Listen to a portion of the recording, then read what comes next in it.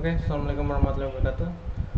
Sekarang saya akan jawab pertanyaan yang kemarin ya. Kemarin kan disuruh buat list pertanyaan, bagi yang mau tanya silahkan tanya.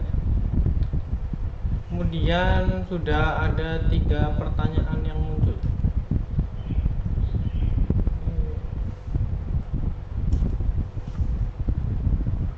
Kita akan coba jawab ya.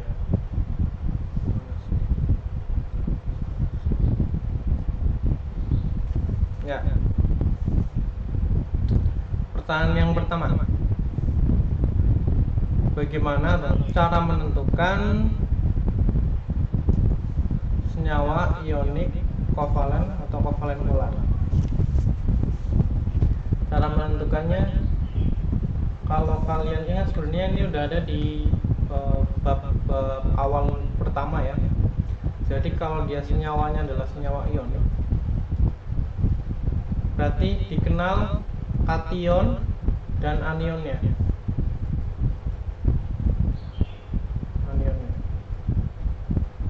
Contoh, misalkan NaCl ya. Ini dikenal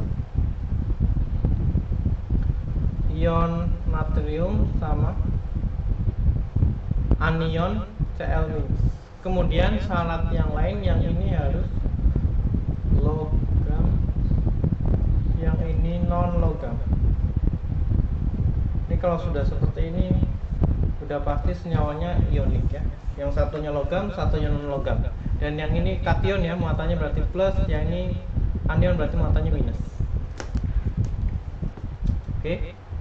Kemudian bisa juga kalian lihat dari itu ya, skala Pauling. Kalau skala Pauling kan udah dipelajari itu di bab awal.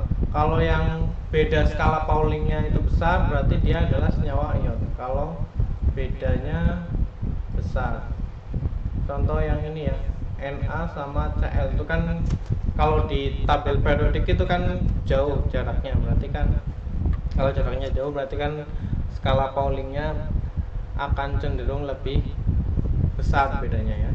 Bisa dilihat di tabel skala Pauling yang ada di buku di bab-bab awal.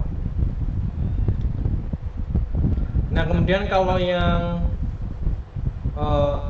tidak ionik atau yang kovalen itu bagaimana? Kalau yang kovalen ya, dia itu adalah semuanya non logam ya. Kemudian tidak dikenal apa ya? Pertama semuanya non logam, kemudian kalau dia kovalen yang non polar berarti dia tidak dikenal kation anion ya. Kalau non polar dia tidak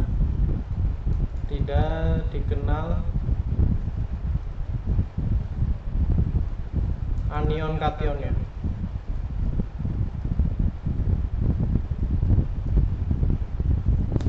Contoh,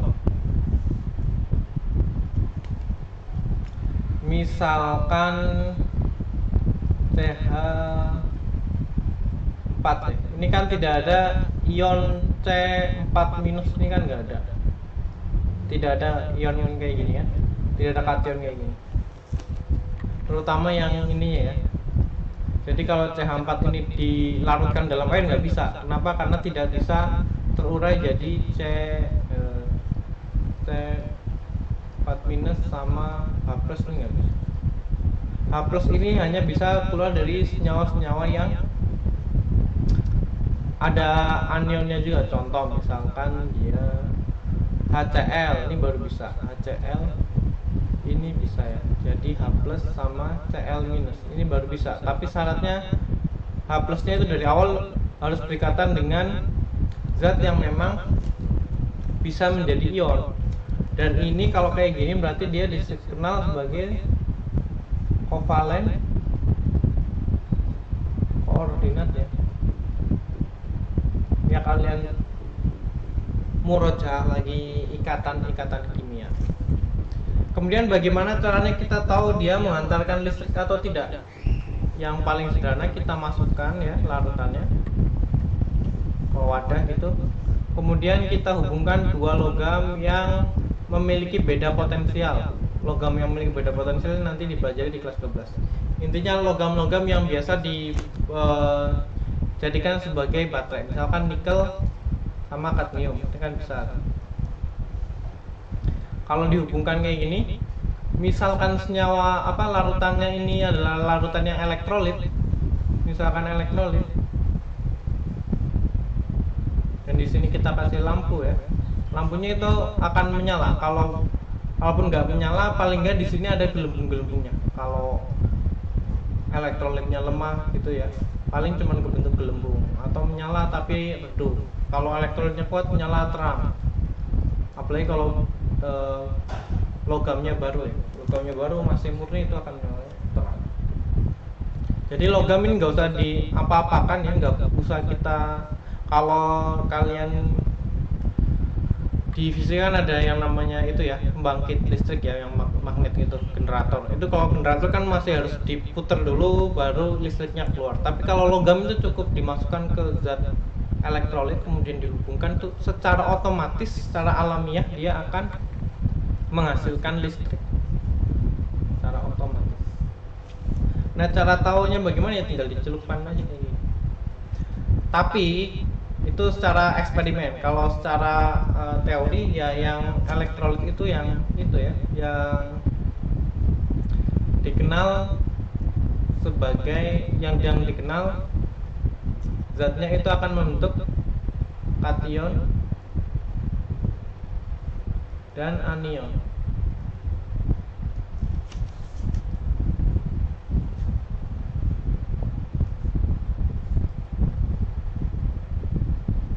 Ya, lanjut ke bentar.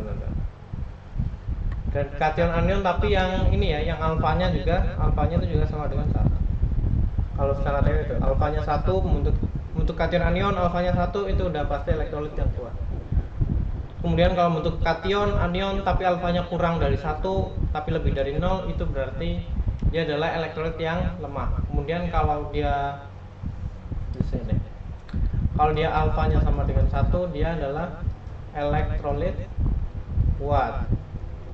Kalau alfanya dia kurang dari 1 tapi lebih besar dari 0, dia berarti adalah elektrolit lemah. Kalau alfanya sama dengan 0, berarti dia adalah non elektrolit. Kalau yang elektrolit berarti tidak ada kation anion ya, tidak ada kation sama anionnya.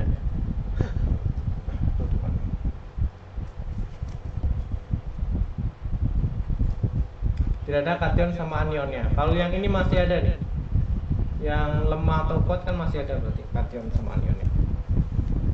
Kemudian lanjut ke pertanyaan yang nomor 3, cara menulis reaksi ionisasi ya. Cara menulis reaksi ionisasi ya, kalian berarti harus tahu ionnya dulu. Jadi misalkan ada ini ya, yang saya sering kasih contoh biar gampang. Na sama Cl kan kalian kenal ion Na plus sama kation Cl minus. Kemudian misalkan H2C2O4 ya, ini kalian kenal ion H plus kemudian sama oksalat 2O4. Nah, yang kayak gininya ini, kation anionnya itu udah ada listnya. Kalau di buku kalian mungkin di halaman saya carikan. Kalau di buku itu ada di halaman, di bab ini juga, di bab senyawa.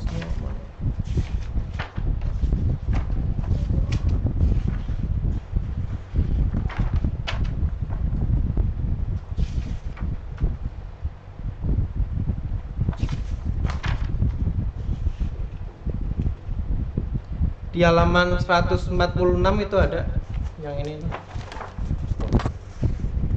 Itu ada, tapi ini yang poliatomik ya, nanti kita bahas tata nama. Kelihatan nggak? Di halaman 146, kemudian di halaman 144 itu ada list kation anion. Halaman 144. 44 sama 146 ini ada.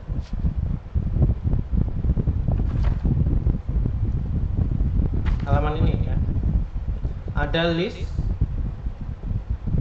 kation sama anion dan namanya. Pertemuan selanjutnya saya bahas penamaan. Oke, sampai di sini. Wassalamualaikum warahmatullahi wabarakatuh. Ini ngomong-ngomong pertanyaannya datang dari kelas 10 IPA 1. Yang 10 IPA 2 nggak ada yang tanya.